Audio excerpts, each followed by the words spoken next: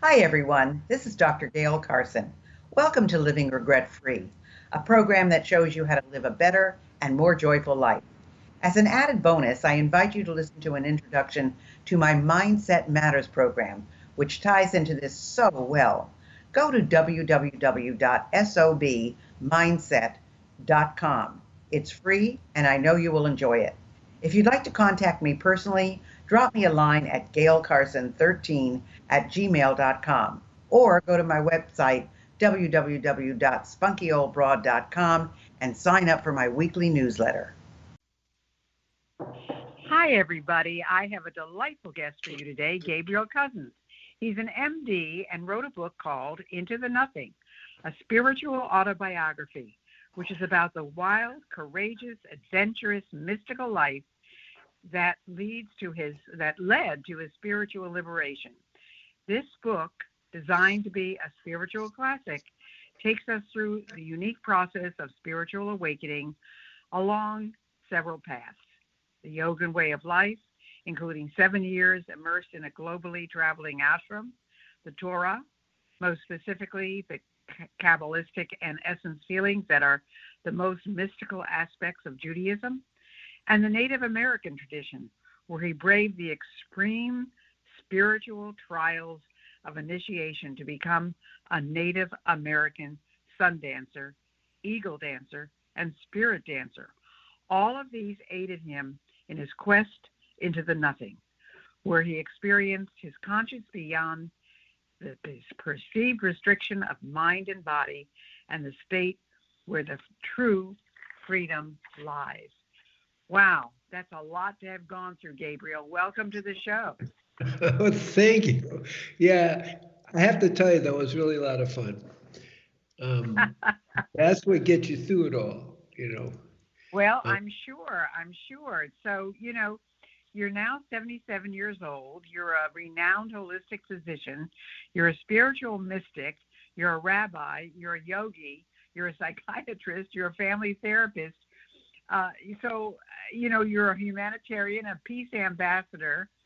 So, why don't you tell us a little bit about what's going on in your life? well, I have, as you know, just finished my book, Into the Nothing, and it really represents the first 77 years of my life experience. And I wrote it really, as I say, spiritual autobiography, because it's really keys on the spiritual path that support everyone.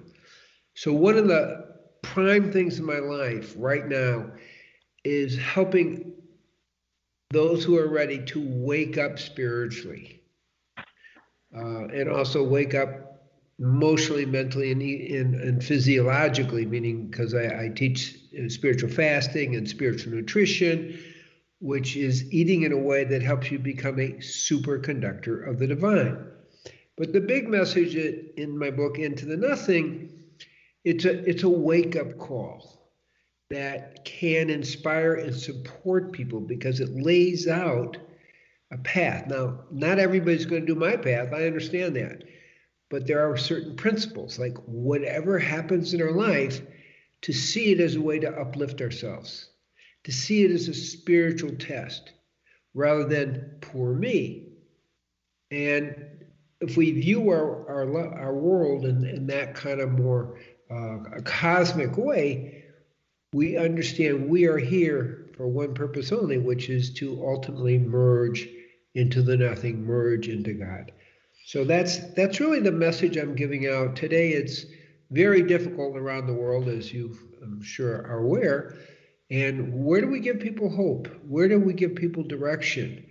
Where do we support people waking up? Because in times of high stress like this, it's also a high wake up time. So that's my work. Wow. So, what led you on this path, though, Gabriel? I mean, I mean, 7 years is a long time to live. You've been through everything. You're an MD. You are very spiritual.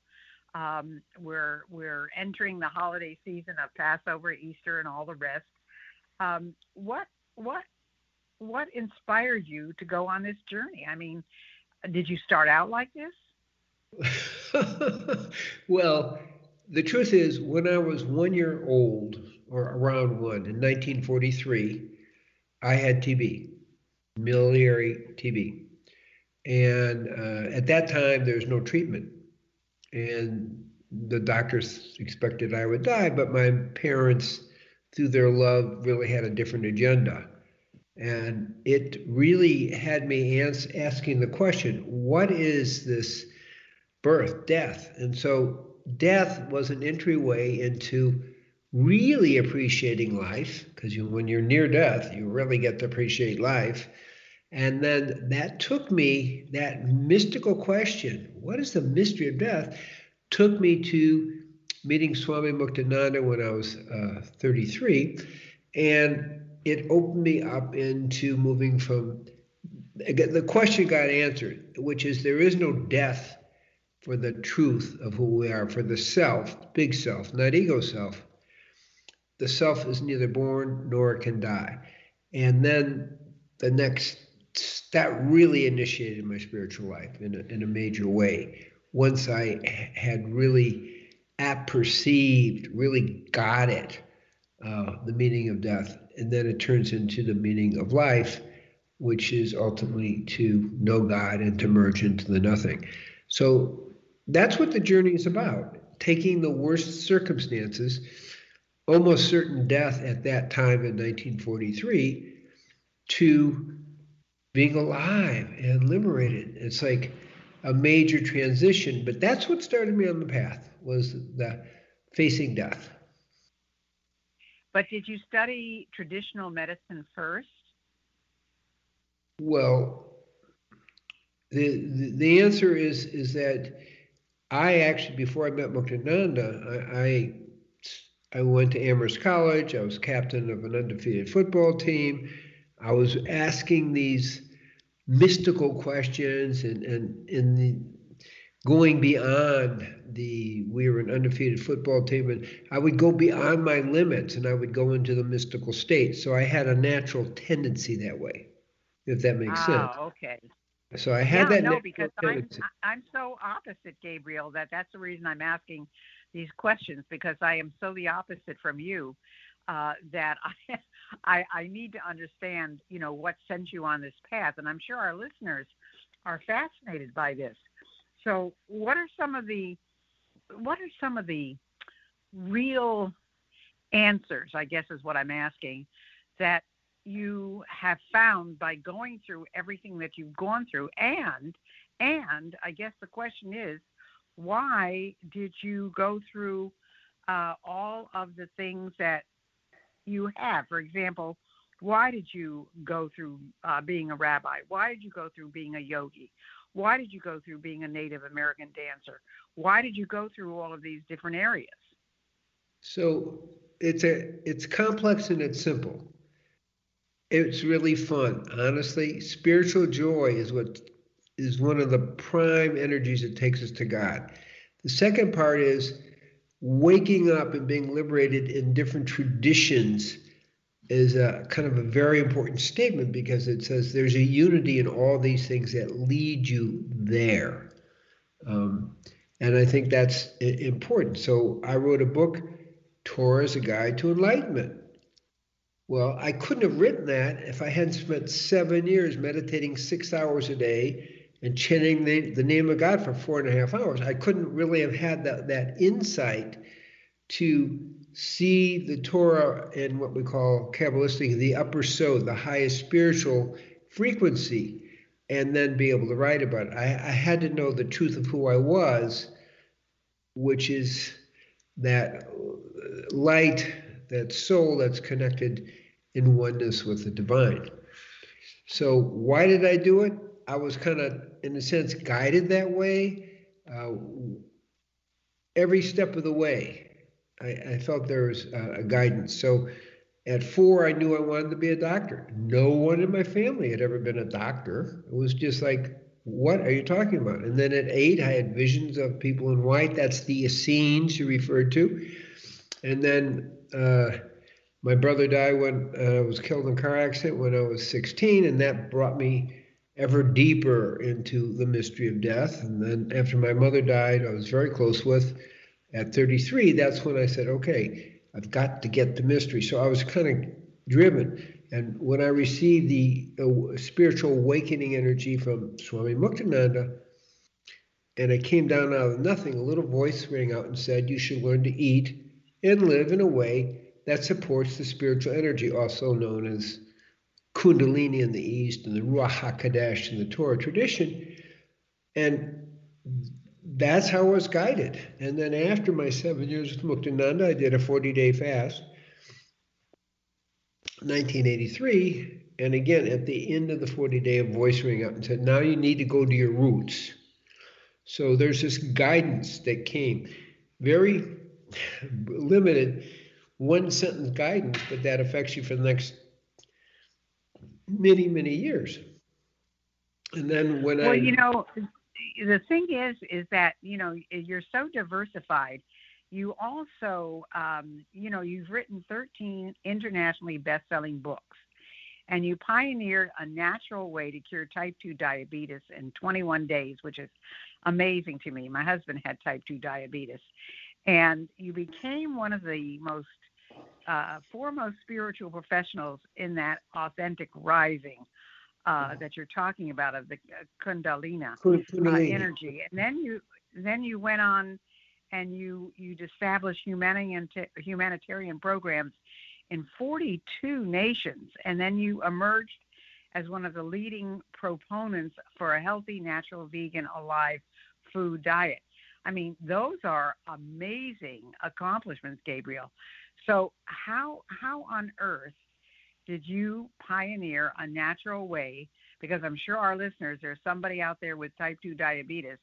How did you pioneer a natural way to cure type 2 diabetes in 21 days? I mean, that's almost impossible. It's considered impossible. So what happened? You're right. Really easy. Again, all life is this opportunity to grow.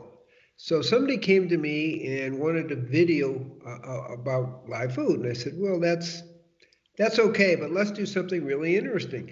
Let's take 6 diabetics and type 2 and see what the program does for them. And then when everybody got healed, okay, that kind of opened up the door. So I took a little guidance. Hey, you should do something on this. It's stuff I had somewhat of a background in, and there was a cure for hypoglycemia, a better way to cure hypoglycemia. And then I just naturally began to work out because I'm a researcher, a biochemist, first published in biochemistry and biophysics. And I designed a program. And truly, people who are type 2, in 3 weeks, 61% came off all medications and were healed. And healed means a blood sugar less than 100. Okay, and that's key. Less than 100 is considered non-diabetic. Between 100 and 125 is pre-diabetic. So I just developed it because there's a common sense to it. Based on my background, it was obvious how to go about doing it. It wasn't like I didn't know about it. And actually, the truth is, Dr. Gerson did some healing in 1920, where he healed Albert Schweitzer of type 2 diabetes with this kind of diet. But I understand that, Gabriel. But the point that I'm also curious about is, since we have a worldwide epidemic of type 2 diabetes, why are not more medical professionals following your plan? Well, actually, since I did that research, a fair amount of holistic doctors have actually begun to follow that plan. I mean, everybody makes their own variation, but actually that was a breakthrough. Okay, and so there are more people doing it. People in the Scandinavian countries, people in California. There are holistic doctors who are now doing it. Why aren't more doing it? Well, not everybody has a background to do it. I mean, how do you talk about live food and veganism if you don't know anything about it? So Well, certainly, there's a lot of talk and there's a lot of discussion about doctors not having a nutrition background and not having education in right, food, right. and I think that's a big part of it. But it sounds like what you're saying, and someone who doesn't go to a holistic doctor but does have many medical doctors. I want to ask you. I mean, so there is a big difference between a holistic doctor and someone who has never practiced holistic medicine. Is that correct? Yes, and that's the point. So there's a certain amount of holistic doctors in the big picture. It's a minority. It's growing, but it's a minority. And those are the people who have been inspired to use the program, but it's still a minority. That's the point. And it's being used all over the world in one form or another. So you talk about something called the Holistic Liberation Way, and it includes your course and your unique teachings of spiritual nutrition. So who is your audience? Who's asking you to give them instruction on this? Is it the lay population or is it the medical population? It's not the medical population, except for a few holistic doctors. It really is the lay population, and about 2/3 of them are women. Women seem Well, to that's be, because women care more about their health. Men are terrible when well, it that's comes one to their part. health. They also have more insight into these things. Uh-huh. Yeah, yeah. I mean, I think more women worry about their husband's health than the husband himself. I know Oh, that when, absolutely. uh, Absolutely. uh, some of my husband's doctors wouldn't even talk to him unless I was with him because they said he never paid attention to anything that they told him. Yeah. And but then it got very discouraging for me because when I went with him and knew what he was supposed to do and then he didn't do it, even though, for example, I would buy the right foods, and if I didn't buy what he wanted, he'd go out and buy it himself. So it's a complex situation. So how how do you get through to the minds of these people who are resistant to your message, or don't you? Well, there's three kind of levels, like I also mentioned in sacred relationship, in a relationship. One is everybody's aligned. Like I'm aligned with my wife Shanti. I don't have to convince her of the lifestyle. She's already there. I don't have to convince her to meditate. She's already there. You follow what I'm saying? And then there's Right. people who are ambivalent, and then there's people who are in resistance. Now, the audience is really, as I say, about 2/3 women who are concerned about not just their health, but their spiritual life. Women just have more interest that way, okay? There's more intuition, they get it easier. It's just my observation over the years. And so I'm dealing with people who really want to wake up on some level. A lot of people come to me for the health part, but one of the interesting things, because I've run the diabetes program, Healing Diabetes Naturally, for many, many years, almost universally they'll say, "Thank you for helping me reconnect with my soul." Because you have to love yourself enough to want to heal yourself. And so part of my work is inspiring people to see the truth of who they are, that spark of God, and then be inspired by understanding that to love themselves enough to want to heal themselves. That's where the motivation comes from. And Well, it was, that's interesting that you say that about loving themselves. You would think, you would think that people who have all these issues would love themselves because they have them, they want to get better. But it also takes a certain kind of, I don't know, whether it's focus or whether it's the ability to look into the future. I don't know what it is, Dr. Cousens, because I think, I mean, there are people who just don't pay attention to their bodies or to their situations. And I mean, it goes on for years and years and years. It's just unbeknownst to me how that can happen. Well, because people were born with different tendencies. Like you asked me that question, it's like, okay, I'm 1 year old, I'm facing death, I'm 8, I'm having visions. 16, my mother dies, I begin really meditating. 21, my father dies, I get more into meditation. And after my mother's death, I'm open to really move and spend years focusing spiritually. That didn't happen by accident. The key is when the door opens, you have to be ready to go through. Not everybody is. So my focus, as it is now, and people can reach me at drcousens.com or treeoflife.mn.co, where I have support groups for people who want to wake up, physically, emotionally, mentally, and spiritually. People need support, and they have to take one step in that direction. Then I take many steps in their direction. So to me, the key is having enough doors where people can open and go through. They have to have a little interest. And I think that's So key. If they're not interested, it's very hard. if somebody wanted to get in touch with you or somebody wanted to learn about all your various practices, because we're coming to the bottom of the show, Yeah. how would they get in touch with you? Well, they can go to drcousens.com, and that's real easy. It's a small D, it's a drcousens.com, And that's Cousens. Okay. Cousens. Very important. Yeah. And then the other thing is the community where we have a lot of levels of support is treeoflife.mnmightynetworks.co.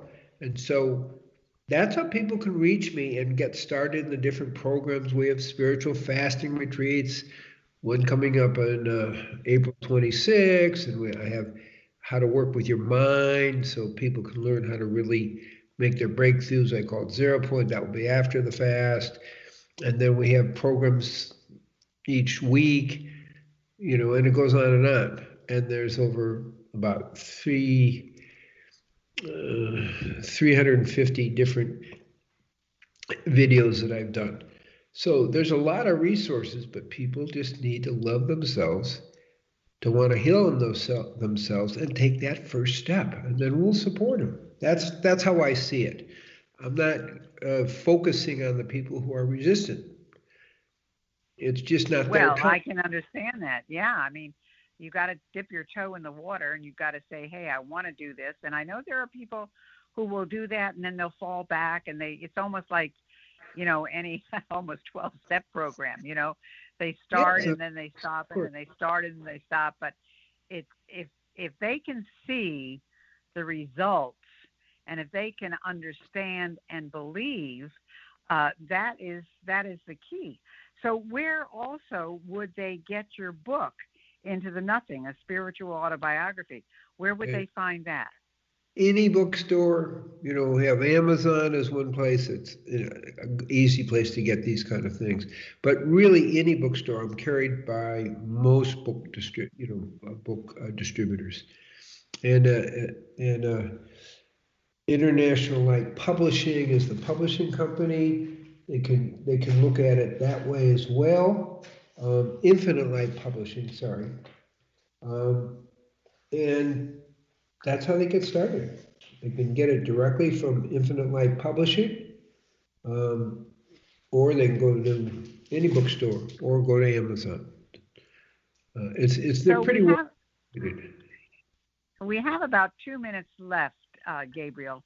What have we not told our listeners that you think is important as a message to them?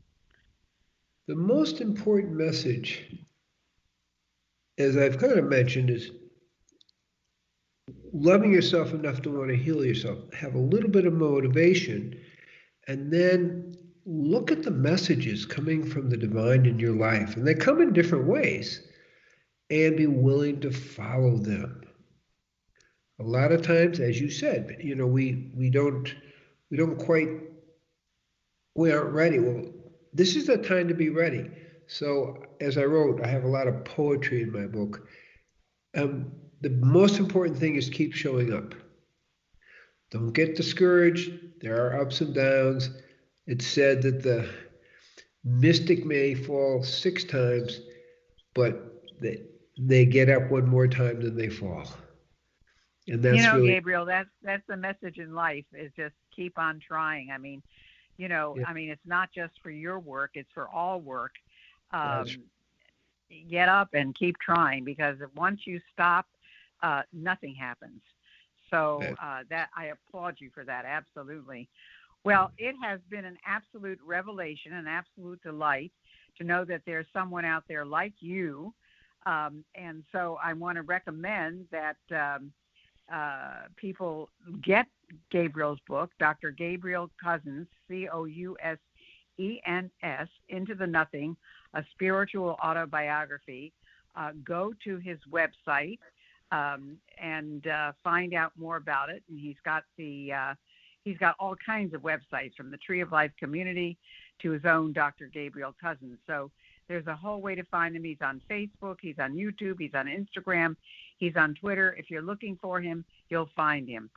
Thank you so much for being with us today, Dr. Cousens. I mean, it has been a revelation and it has been a delight, and I hope more people will pick up on your message.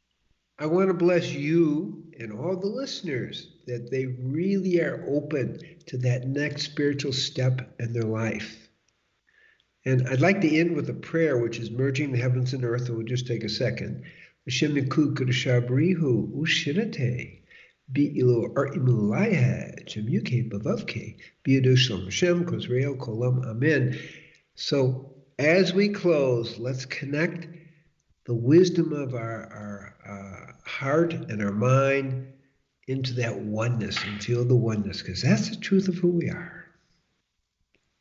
Fantastic. Thank you so much for being with us.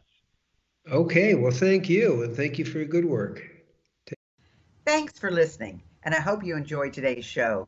I choose my guests carefully, so if you have someone you'd like me to interview, please drop me a line at gailcarson13@gmail.com. In the meantime, check out my intro program, Mindset Matters, at www.sobmindset.com. See you next week.